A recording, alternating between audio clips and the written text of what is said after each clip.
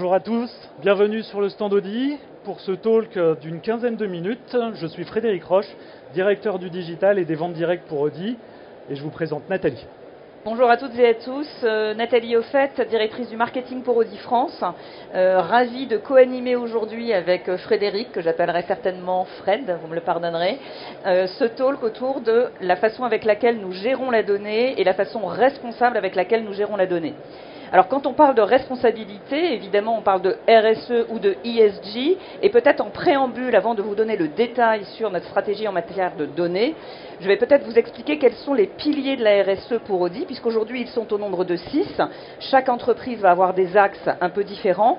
Pour Audi, on a déterminé des axes prioritaires et qui sont effectivement au nombre de 6.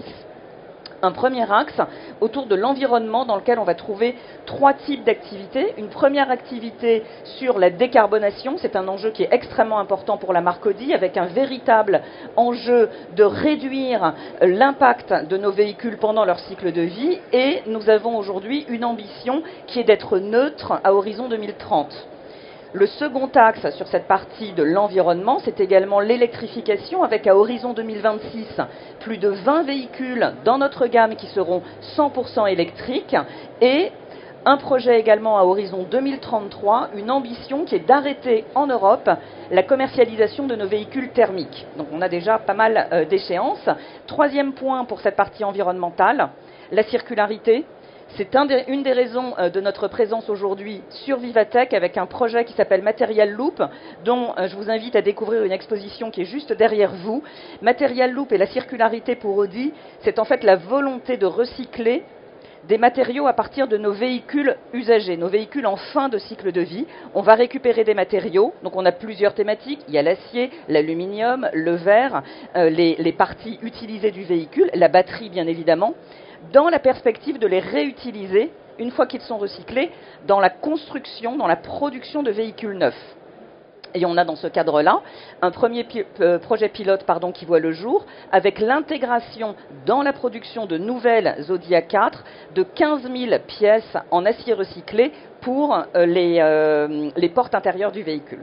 Donc, dans la RSE d'Audi, on a ce premier pôle sur l'environnement, on a un second pôle sur la partie plus sociale, sociétale, qui se concentre beaucoup sur l'humain, bien évidemment, avec une démarche pour laquelle Audi a été une entreprise pionnière en Allemagne, qui est, dans le cadre du bien-être de ses salariés, de travailler sur la flexibilité du travail, sur les chaînes de production cadencées, là où on fabrique les véhicules.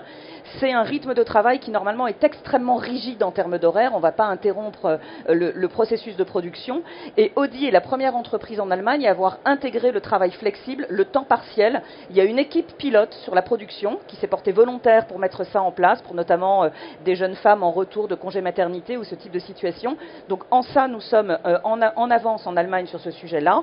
Et le deuxième point sur cet aspect social est l'engagement d'Audi au travers d'une fondation qui s'appelle l'Audi Environmental Foundation, qui a été créée en 2009 et qui soutient des projets destinés en fait à préserver l'environnement, quel que soit le pays, quelle que soit la nature de projet.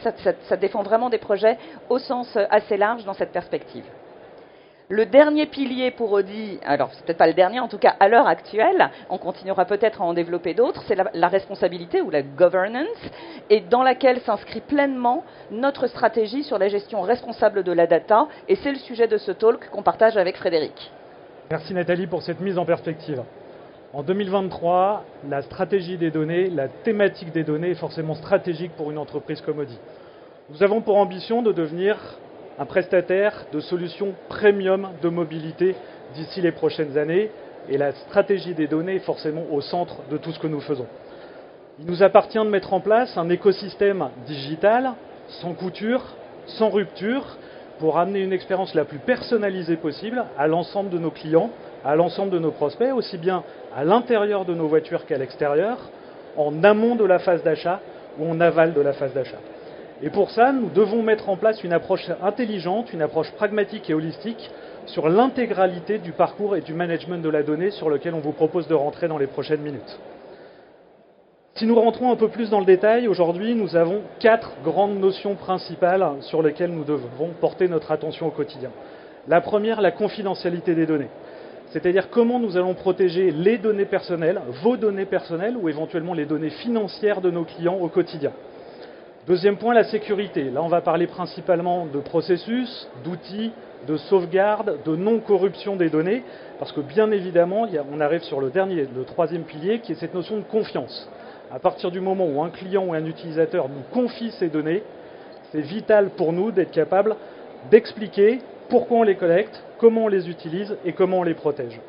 Et le dernier point, c'est la notion de responsabilité. Sur le coup, la responsabilité renvoie beaucoup au cadre légal, la fameuse réglementation générale sur la protection des données, mais aussi un petit peu d'éthique sur l'impact qu'une problématique de données peut avoir sur un individu donné ou directement dans le cadre de la société.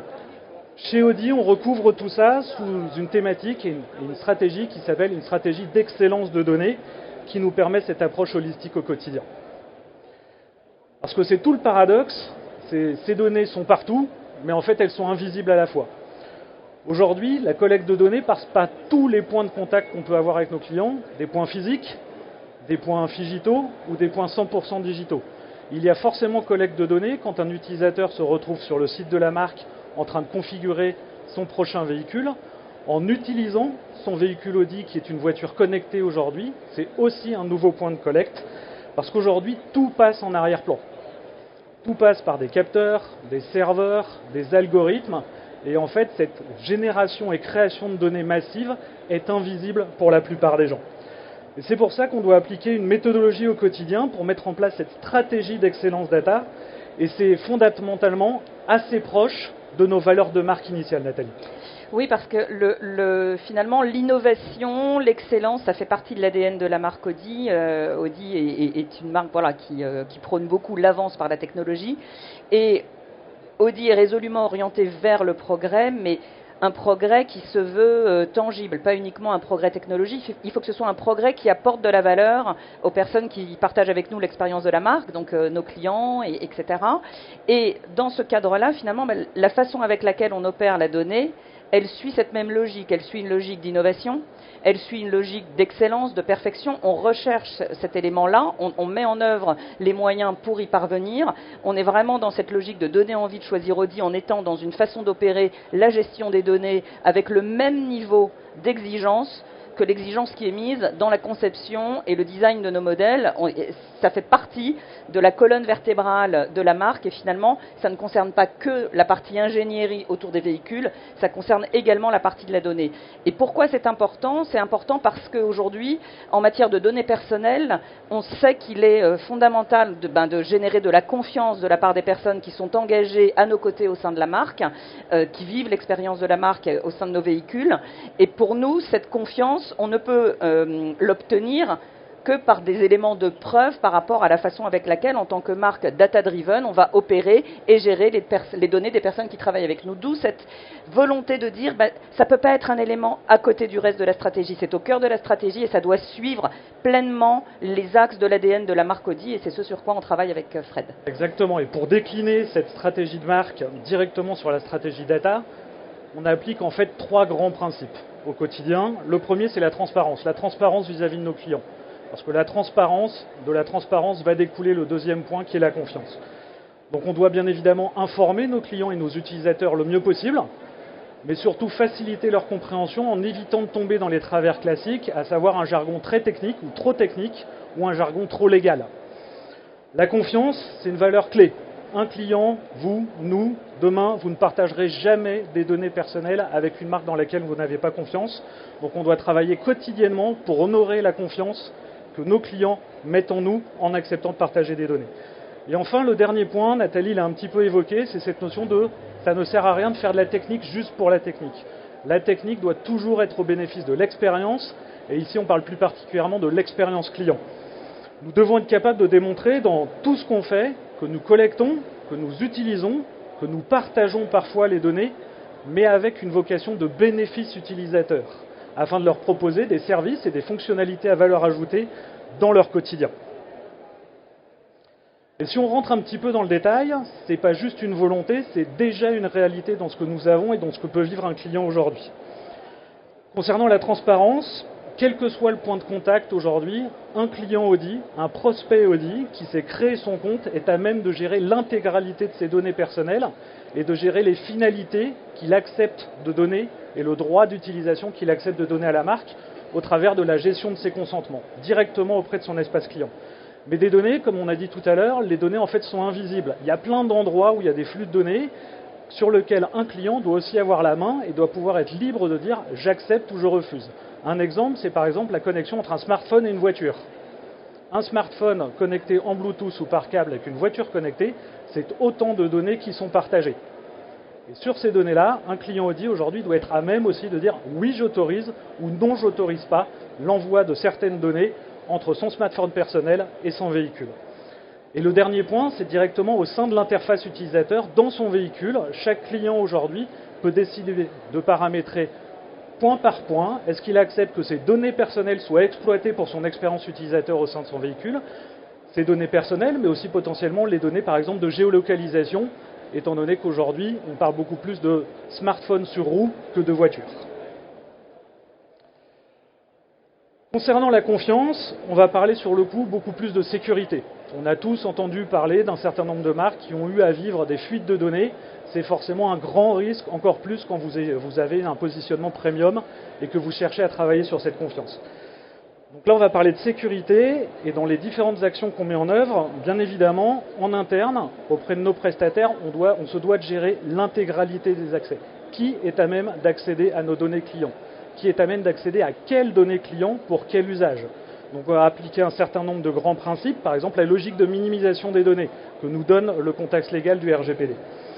Les données sont bien évidemment cryptées et on essaie autant que possible de les anonymiser dès qu'on n'a pas besoin d'avoir la donnée personnelle en tant que telle.